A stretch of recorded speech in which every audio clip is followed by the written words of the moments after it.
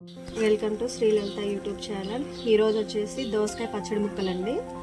ఒక 2 medium size దోసకాయలు సన్నగా కట్ చేసి పక్కన పెట్టుకున్నాను. ఇవన్నీ ఒక 1/2 కేజీల సగం ఉంటాయండి. పచ్చిమిర్చి కూడా మధ్యకి తుంచాను. అయితే కళాయి ఖాళీగా ఉందని కళాయిలో వేసాను కడిగేసి. ఇవ్వండి ఇలా పచ్చడి ముక్కలు ఇలా తీసుకున్నానండి. అయితే వీటిలో మెయిన్గా గుర్తుంచుకోవాల్సింది ఏంటంటే గింజలు లేవండి. గింజలన్నీ కూడా ఇవ్వండి, గింజలు వేరే బౌల్లో పెట్టుకున్నాను. వీటిని మనం డైరెక్ట్గా వేయొద్దండి. నేను ఎలా చేయాలో చూపిస్తాను. ఫస్ట్ అయితే పచ్చిమిర్చి వేయించుకుందాం. పచ్చిమిర్చి వేయించుకుందామండి. ఫస్ట్ నూనె వేస్తున్నానండి. పచ్చిమిర్చి కచ్చా కాకుండా బాగా వేగాలండి. పచ్చిమిర్చి ఇలా వేగాలండి. కొంచెం జీలకర్ర, ధనియాలు. పచ్చిమిర్చి ఎలా వేగాయి చూసారా? ఇట్లా కంప్లీట్గా ఇలా వేగాలండి. దోసకాయ ముక్కల్ని మనం వేయించొద్దు. పచ్చిమిర్చి ఒక్కటి మాత్రం మిక్సీ పట్టుకుందాం. ఆ మిక్సీ పట్టేటప్పుడు వీటిని కూడా దోసకాయ గింజలు కూడా మిక్సీ పట్టాలండి. ఇట్లా మీరు ట్రై చేసి చూడండి. మీకు నచ్చకపోతే అప్పుడు కామెంట్లో పెట్టండి. చాలా అంటే చాలా టేస్టీగా ఉంటుంది. దోసకాయ ముక్కలకి గింజలు ఉంచొద్దండి. మనం వీటిని పచ్చిమిర్చితో పాటు మిక్సీ పట్టుకుందాం. ఇది చల్లారనిద్దామండి. ఫస్ట్ మిక్సీ పట్టుకుందామండి. సాల్ట్ వేస్తున్నా కొంచెం. మిక్సీ మాత్రం ఇది మాత్రం మెత్తగానే పట్టుకోవాలండి. ఎందుకంటే మనం మెత్తగా పట్టుకున్నటువంటిది దోసకాయ ముక్కలకి పట్టాలి.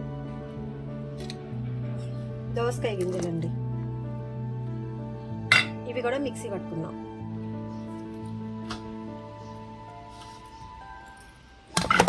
దోసకాయ ముక్కలండి.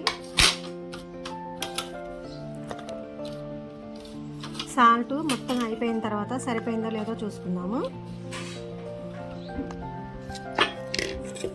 ఇప్పుడు వచ్చేసి మనం మిక్సీ పట్టుకున్నాం కదండి, దీంట్లో కలుపుకుందాం. ఫస్ట్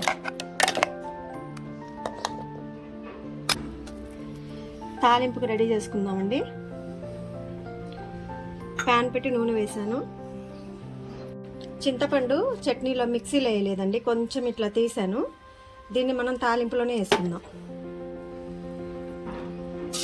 వెల్లిపాయలు ఒక 2 దంచానండి. 2 ఎండుమిర్చి, పసుపు అండి,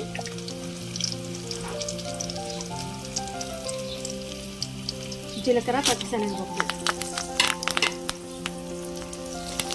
కరివేపాకు. సాల్ట్ సరిపోలేదండి, కొంచెం చూసాను, కొంచెం సాల్ట్ వేసుకున్నాం.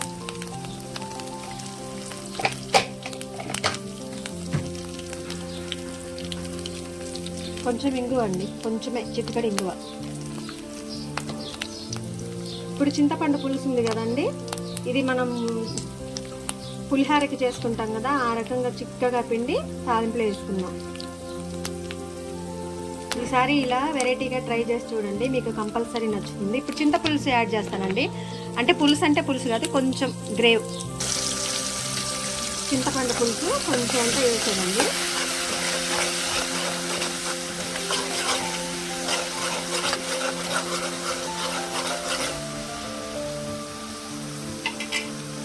కొంచెం వేడైతే చాలండి.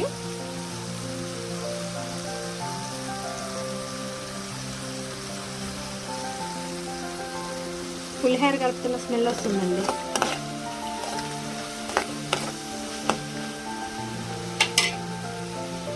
మిక్సీ పట్టినాం కదా దోసకాయ, ఇవి యాడ్ చేసుకుందాం.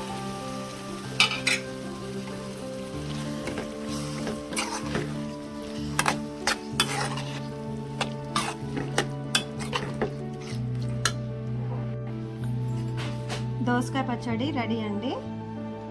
మీరు కూడా ఒకసారి ఇలా ట్రై చేసి చూడండి. మా ఛానల్ సబ్స్క్రైబ్ చేసుకోకపోతే చేసుకోండి. Cooking videos and devotional videos ఉన్నాయండి.